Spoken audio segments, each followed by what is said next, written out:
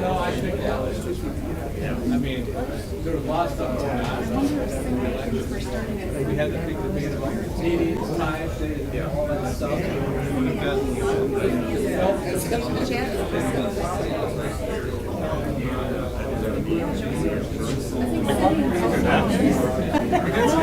But Simeon's the only one that's not here.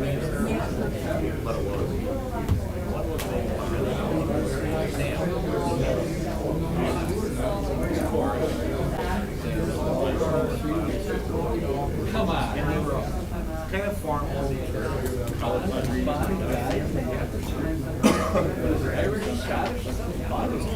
I might need it tomorrow. Get the home.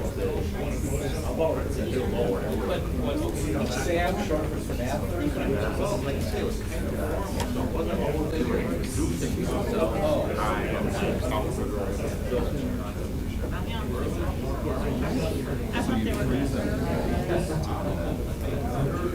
Oh, yeah.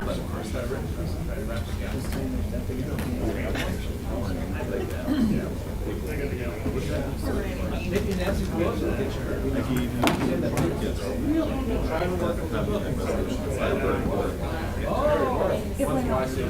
Yeah. I just brought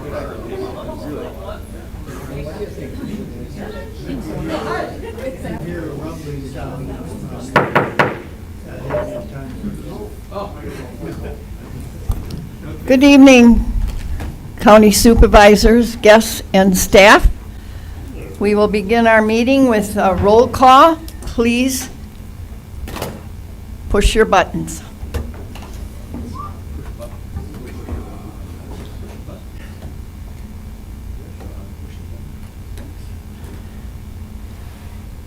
Mr. Stockman, would you confirm, please?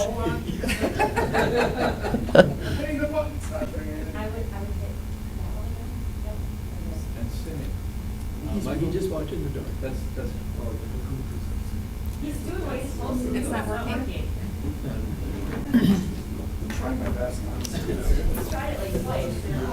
And Simeon, would you press your roll call? Thank you.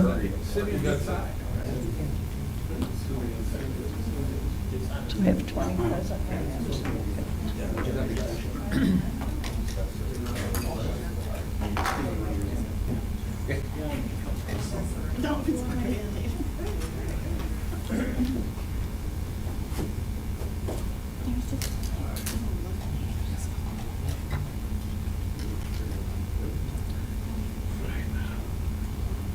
Thank you. 20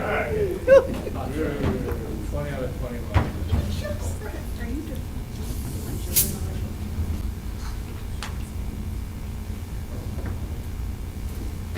Okay. All right, we have 20 present, 1 absent, so we have a majority, and we will continue on with our meeting. Please join me with the Pledge of Allegiance. I pledge allegiance to the flag of the United States of America and to the republic for which it stands, one nation, under God, indivisible, with liberty and justice for all. May I have a motion to approve the agenda? I have a motion by Supervisor Booty and a second by Supervisor Irwin. Please vote your ballot.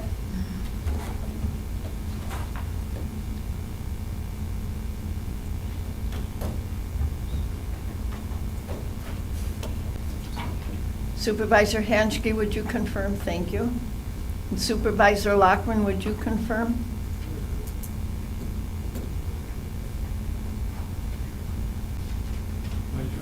You have to press either the yes or no and then the confirm again. It won't let you just confirm.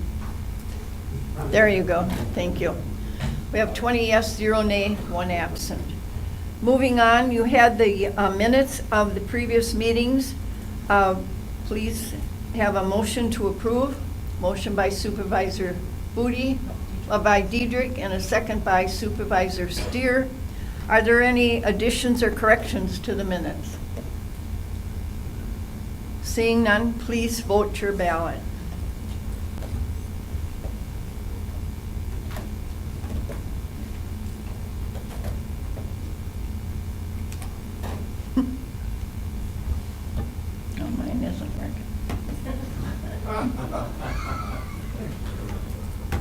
We have 20 yes, 0 nay, 1 absent. We have a majority vote, so the minutes have been approved. Are there any communications? We had one communication, which was a resolution from St. Croix County requesting the state revise the current real estate transfer fees revenue sharing formula. You can refer that to admin committee. And then the only other thing was a memo from the Wisconsin Counties Association, which was on everybody's desk regarding the WCA Regional Diversity, Equity, and Inclusion meetings. And our district is the 25th of August at the Hilton Paper Valley. You can place that on file. Do you I think Supervisor Diedrich is going to that meeting, and he'll report back on that. Emily, were you going to? Yes. All right.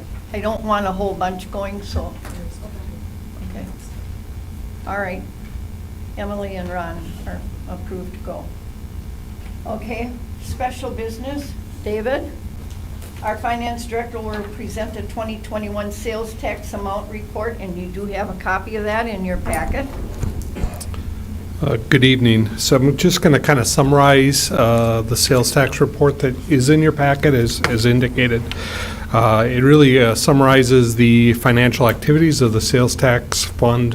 The county uses sales tax when it was approved in 2018 to fund capital projects. So it's exclusively for capital projects of the county.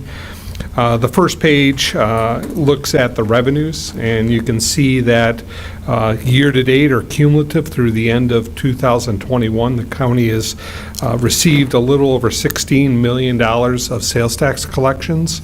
Once again, these go to different projects, capital projects. You can see the upward trend that we've continued to receive. If you look at the kind of the bench line each year, year after year, the sales tax revenues have grown. Page 2 really goes through how the collections are received on a monthly basis. So in 2021, our sales tax collections went up approximately 16.2%. We do budget conservatively on the revenue side, and each month where we analyze, are we hitting our budget? And you can see from a budget to actual perspective, we always have been hitting the budget on our sales tax.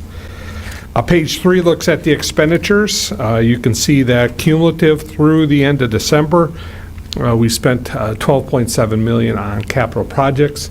As you look at the different distributions on the bottom of that graph, a lot of the funds are used for various different highway projects. So we're using our sales tax fund oftentimes primarily to repair and renovate our county trunk highway system.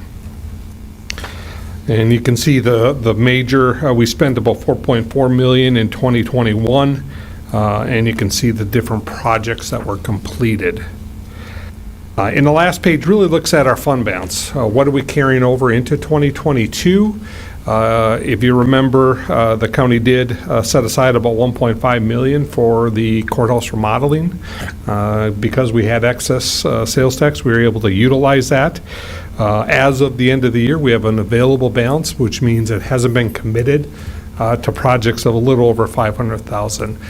The rest of the fund balance of $3.4 million is really earmarked to projects. Some of these capital projects take multiple years, so they get earmarked and carried forward as the project is completed over multiple years. But the fund continues to be a very strong position and does have about $500,000 that we can apply to future projects.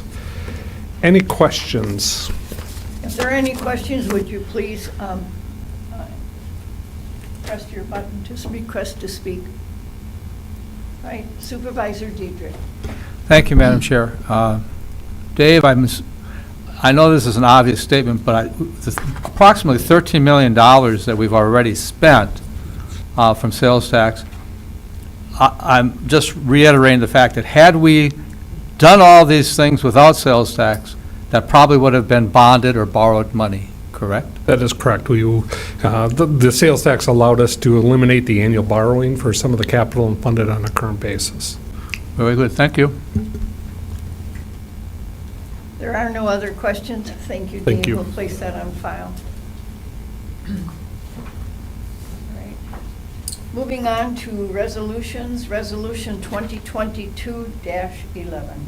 Resolution supporting acceptance of the Gertrude M. Schultz donation to Department of Health and Human Services, introduced by the Health and Human Services Board.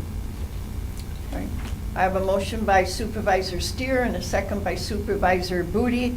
And Supervisor Schwalbenlender, would you please talk to this resolution? Okay. Thank you, Madam Chair. If you've read the resolution, pointing out my resolution that was sent to us, it's very obvious. This lady, back in 1937, lost a parent and apparently was very well treated by the county. And initially, I believe her request was to go to the orphans. We do not have orphans. So a family member who was handling the estate was spoken to about ways that we can use this money. It's not going to be used to replace any funding. We've, over the years, I know have had requests from foster parents and stuff for things that they're not, the foster parents aren't terribly overpaid either.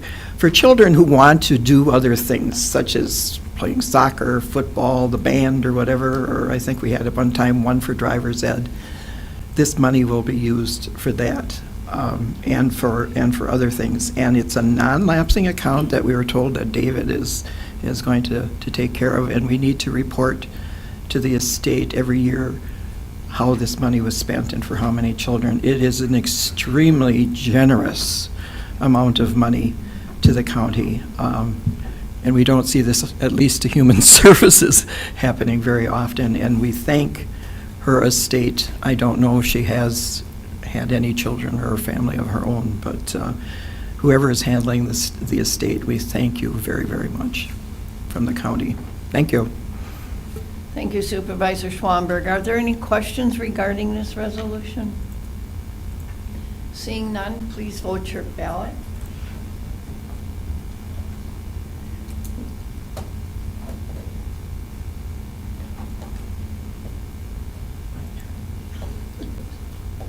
Did you say President? Supervisor Schwamberg, would you confirm, please? Wait, okay. Okay, we have it. 20 yes, 0 nay, 1 absent. It has received a majority vote, so that resolution has been adopted. All right, moving on to ordinances. Ordinance 2022-02. Ordinance to amend Chapter 82 zoning code on certain property in the town of BRILLION, property of Richard and Virginia LEVASH Revocable Living Trust, introduced by the Planning, Zoning, and Farmland Preservation Committee. All right, I have a motion by Supervisor Steer and a second by Supervisor Booty. And Supervisor Huffsberger, would you speak to this ordinance, please? Yes, thank you, Madam Chair. Joseph LEVASH, agent for the Richard and Virginia LEVASH Revocable Trust, is requesting to rezone approximately 3 1/4 acres of land from exclusive agriculture district to the agricultural residential AR district, and approximately 65 acres from the EA district, exclusive agriculture, to the exclusive agricultural preservation district, as pictured on the attachment. The town of BRILLION had no objection to the zoning map on July 12, 2022. After a public hearing, the Calumet County Planning, Zoning, and Farmland Preservation Committee voted unanimously to recommend approval of the rezone after finding the proposed lot will be compliant with Chapter 22 of the zoning ordinance. The petition will not significantly impair ag activities in the area, and the rezone is consistent with the Calumet County and Town of BRILLION Year 2025 Comprehensive Plan. P&Z Planning Director Chris Meyer is available for questions. Thank you. Are there any questions regarding this ordinance?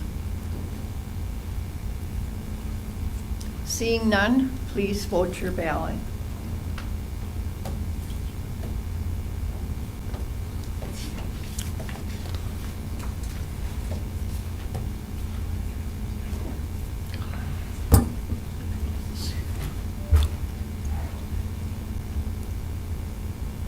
20 yes, 0 nay, 1 absent. We have a majority vote. That ordinance has been adopted.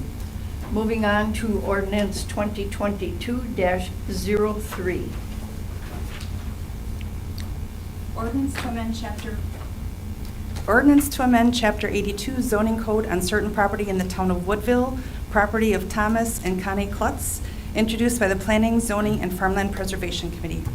I have a motion by Supervisor Booty and a second by Supervisor Steer. And Supervisor Huffsberger, would you speak to this ordinance? Yes, thank you, Madam Chair. Thomas and Connie KLOTZ are requesting to rezone approximately 6 acres as 2 separate 3-acre parcels of land from the exclusive agriculture district to the agricultural residential district. Approximately 114 acres from the EA district to the exclusive agricultural preservation district, as pictured on the attachment. The town of Woodville has no objection to the zoning amendment on August 3, 2022. After a public hearing, the Calumet County Planning, Zoning, and Farmland Preservation Committee voted unanimously to recommend approval of the rezone after finding the proposed lots will be compliant with Chapter 22 of the zoning ordinance. The proposed new residential lot will be created along a field edge in an area of soils not considered prime for farmland. And the rezone request is consistent with the Calumet County and Town of Woodville Year 2025 Comprehensive Plan. P&Z Director Chris is available if we have questions. Thank you, Madam Chair. Are there any questions regarding this ordinance? Seeing none, please vote your ballot.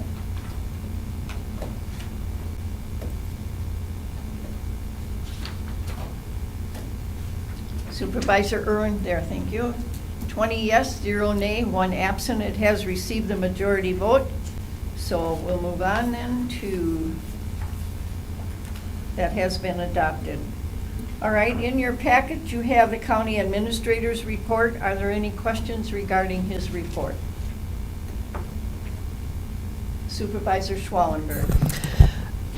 I just have a question about the, under strategic plan updates, so maybe I should wait for when we talk about strategic plans, because nothing, I don't see anything, unless I'm not reading it correctly, about small businesses that we want to promote. We're talking about the big ones like the Nordic Center and the other big, things. So just to clarify, and I will take care of this in the future because it's a little confusing on that heading. So that actually comes from economic development. So Mary Carell's priorities have been the larger tourism versus what we've had in previous years that has been tourism through planning and zoning. So it's a different area other than the small business focus. Mm-hmm. Okay. Does that answer your questions? Thank you. All right. Okay, then we'll move on to supervisor reports. Please press your ballot to speak. Supervisor Booty. Thank you. So in early July, I had attended the Wisconsin Counties Association Public Works and Transportation Steering Committee meeting in Wisconsin Dells. There we received a presentation from the Wisconsin County Highway Association's Executive Director, Dan Federle. We discussed a certain set of ongoing issues, legislative efforts that the WCA is working on, and we then we discussed a set of priorities for the upcoming term after the fall elections and what the WCA legislative staff will be working on with the new legislators in Madison. And we looked over a resolution that is going to be coming before the body at the WCA conference in September. Then last week, the County Highway Committee had a meeting. There we discussed some ongoing projects that we have in the county. Took a sneak preview of some things we'll be discussing at our strategic planning workshop today. And we took a look at the tentative proposed budget that our commissioner is working on. If you have any other questions, feel free to reach out to me later and we can talk. Thanks. Thank you Supervisor Booty. Supervisor Schwallenberg. Thank you, Madam Chair. As far as Human Services, I'm not sure if some of the board members are aware that we have a satellite office in the Fox Valley for Human Services. It's located on Oneida Street, around the Red Ox, if you're familiar with that. We're looking at doing some sort of a study or whatever about how that office is utilized. Right now, it's only used if you have an appointment. Our veterans officer meets with some veterans there, and along with our social workers and clinic or whatever, but it's not staffed with any secretarial staff or anything, so we're going to look at that whole setup.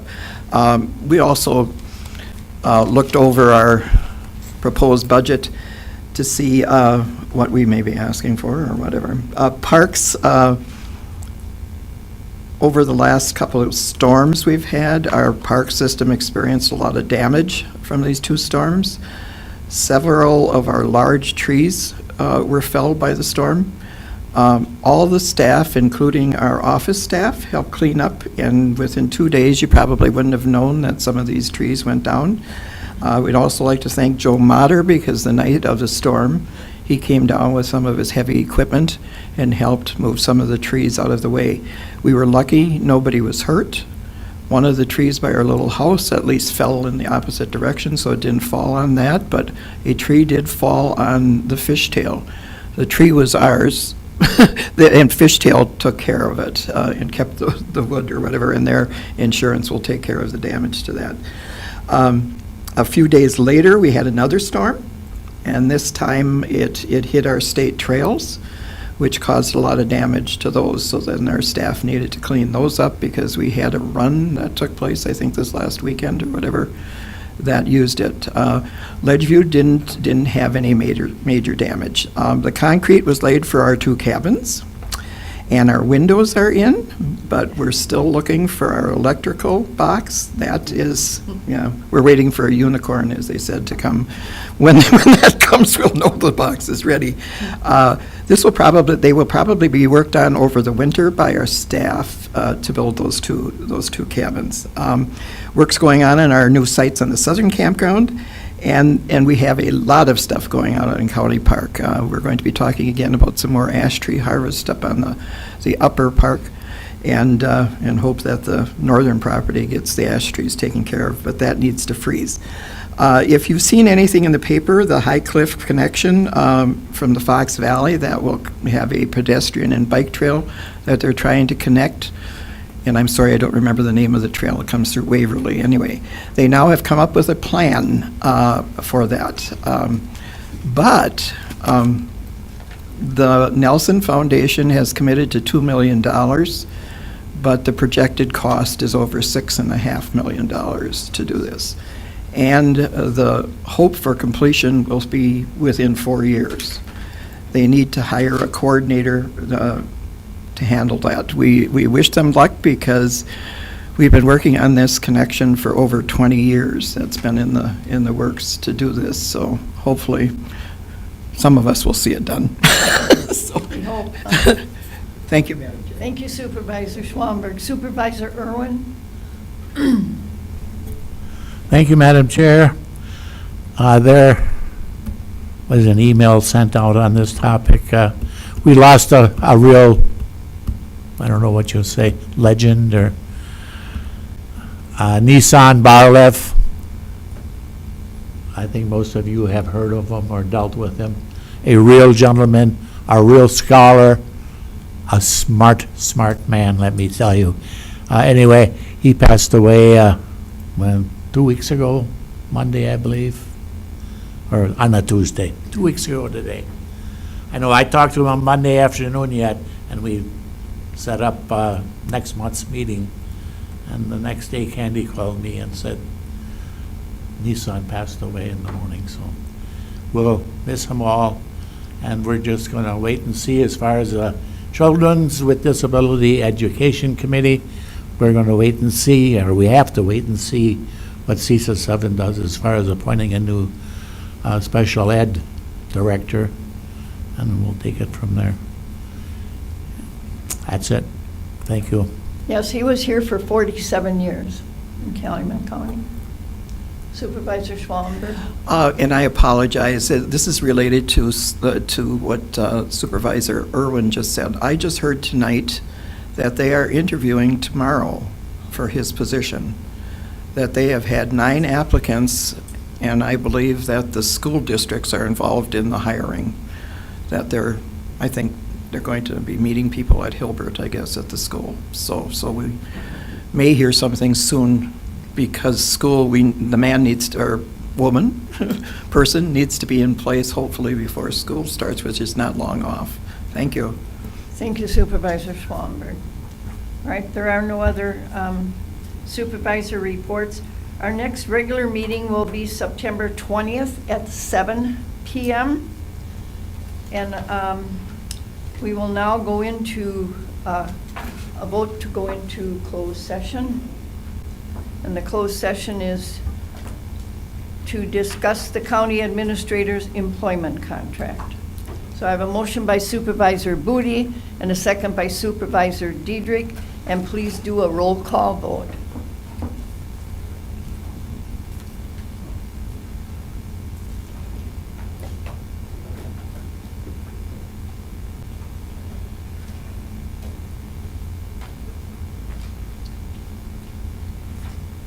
Supervisor Miller, would you confirm, please? Thank you. 20 yes, 0 nay, 1 absent, and we have a majority vote.